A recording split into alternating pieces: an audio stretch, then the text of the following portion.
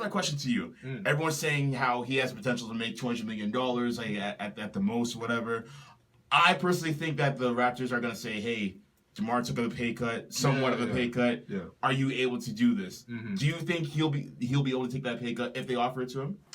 I think the DeMar situation was different because DeMar was like 26 when he signed that contract. Yeah. And DeMar had been fully healthy. Yeah. Right? And there were more teams in for DeMar than there were now for Lowry, who's going to be 31 when the season starts, and he's coming out of injury. I think what the Raptors are going to do is try to say, like, look, we're gonna offer you like a 4-year deal. Right? You can take this money. Or what you can do is go on the market and then find a suitor that's going to give you more money than us, and then come back to us, and then we'll maybe match that or maybe go a little bit higher. Right. You know what I mean? So, like, let the market kind of set itself. Right. And then if you look at it, a lot of teams in the league that needed a point guard before free agency started, a lot of them grabbed point guards in the draft. Like, you look at Philadelphia, where Kyle Lowry's from. Yeah. That could have been leverage for him if he went to Philadelphia, but they got Markelle Fultz, the number 1 pick. Yeah. And then you look at Brooklyn, they need a point guard. I don't even know if Lowry wants to go to Brooklyn because that's like an irrelevant franchise. Yeah. But still, they got D'Angelo Russell, so they think they're good over there. Sacramento just drafted the point guard, De'Aaron Fox, so now Lowry can't really go there either. And you just look around the league, a lot of places are shrinking. Right? Yeah. And you look at reports, there's not a lot of teams that say they're interested in Lowry. Lowry's a quality player. I'm sure every team would love to have him. Yeah. But a lot of the situations he could be in are no longer there. So that kind of lowers his leverage, which means the Raptors have more leverage in negotiations. So I think it's more and more likely that Lowry's going to come back. Yeah. And I think not only that, but I feel like the only teams that may be somewhat interested in him now are San Antonio and Houston, because those reports have come out.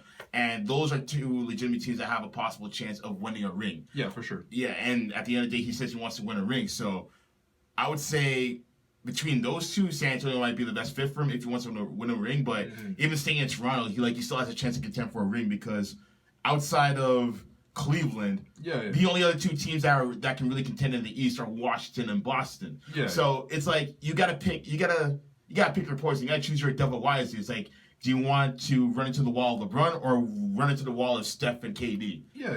So like, I don't think switching a conference will make a difference. If anything, stay in the East because it's much more competitive in the West. I think he's got to be more analytical in that regard. I don't know what his process was in terms of thinking about it, but I think he has to keep that in mind. Yeah, for sure. And again, like, Toronto can offer them more money, right? So, like, you can get creative and give them, like, a 5-year deal, but then, like, the 5th year is only partially guaranteed. Yeah. Throw them that extra, like, guaranteed money so you can kind of, like, it basically be a bigger 4-year deal. Right. Around the cap like that, right? And then you can do some tricky stuff like that that Houston and San Antonio can't do. And also, like, Lowry isn't their first priority. Lowry's the Raptors' first priority.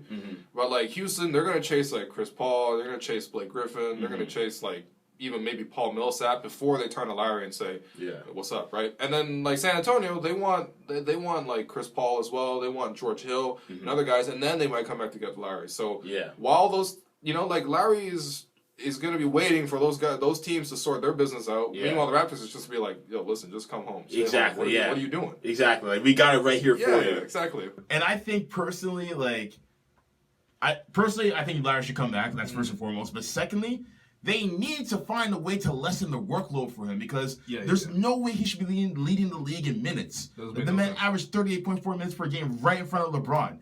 And to me, that's one of the reasons why his body fails him come playoff time. That's why he can't perform. Yeah. So I feel like they as in Casey, needs to find a way to construct a much more conducive offensive system that reduces the load off of him. Otherwise, this guy's going to come into the playoffs limping once again, and then people are going to unfairly criticize him for that. And it's not fair. That's why I'm not a Casey fan. I'm sorry, man. Like, I know he's supposed to be this defensive guru and everything, but offense, he's got nothing. You're not pounding the rock? No, I've never been pound the rock. Pound the rock down his throat, if anything. Like, that's his offense right there, man. Pound the rock, dribble nonstop. Yeah. Nah, man, it's just terrible. Like, there's no creativity to it. If it were up to me, this might be premature, but I say throw Stackhouse in. Like, and I know, he's just coming off the D-League championship, and it's only D-League. But if you look around the league, a lot of these coaches that are now coming up are young, and they're progressive, and they have new ideas how to create offense or defense. Look at Brad Stevens in Boston. Yeah, he's in his 40s. Exactly. Look at Terry Stotts in Portland. He did a good job the year before. Steve Kerr. I mean, the proof is in the pudding right there. Like, you gotta give it people who are more progressive. Casey's style is way too antiquated. The man's 60 years old. He's kind of in that Phil Jackson territory where he only wants to stick to one thing and one thing only, and that's not going to get it done. Yo, I mean, look, here's the thing. I want to acknowledge all the positive things Dwayne Casey has done. Setting culture, you know what I mean? Like, most successful coach in franchise history. Not saying a lot. Yeah. Not saying a lot, all right? Respect to Butch Carter, but not saying a lot. But yeah, I mean, he's done great things here, but then you got to think about, like, who are you going to, what do you need to improve, take to the next level, right? Because Dwayne Casey helped the Raptors to a point where it's like, now, before when he took over, it was like, the team was garbage. They didn't have a good work ethic, whatever, right? They didn't care from game to game. Now they give consistent effort every game. They're a professional club. Like, you never hear any like bad reports out of Toronto. No one gets into trouble, nothing like that, right? Really, so that's good. And we're getting to a point now where there's real expectations for us to like win. That's a big step to go from like nobody cares about you to like we actually expect you to like give LeBron a scare. Yeah. Right? Realistic or not. Right. So if you're at this point, okay, then you might need someone to take you over the top. I think the most cited scenario is usually like when Mark Jackson had the Warriors. Yeah. And he was doing great things there. He made them a good defensive club. But then he was doing like whack stuff like making Klay Thompson post up. Yeah. And then Steve Kerr came in and he was like, all right, maybe we'll just let Klay Thompson shoot threes. Exactly. Right? And then he changed he just took the same personnel, he tweaked it a little bit, put a different system, and then they became like one of the most dominant teams ever. And that's what we need. Like, I'm not saying that's going to take us over the hump immediately, right, exactly. But it's going to be a step in the right direction. Because we can't keep playing ISO ball into the playoffs year after year. Like, people see it from a mile away, man. I mean, we almost got destroyed by the Bucks. Yeah. And the Bucks, I mean, here's the thing. Every year in the playoffs, they do the same thing, right? They know we got two guys, Larry and DeRozan. They're going to have the ball all the time. Yep. They're going to call for a high screen. Yep. They're going to drive to the basket or they're going to shoot. Yep. Maybe they'll pass if there's a double team. So what they do, they just put a double team on the ball. And they say, like, all right, give up the ball, let someone else beat you. Exactly. One of the problems is we don't really have the third guy that could beat you right now. Nope. Right? Like, Ibako's supposed to be that guy, but he's kind of hot and cold. He's more like a fourth option. Right. Right? We don't have a third guy who's lethal like that. And then...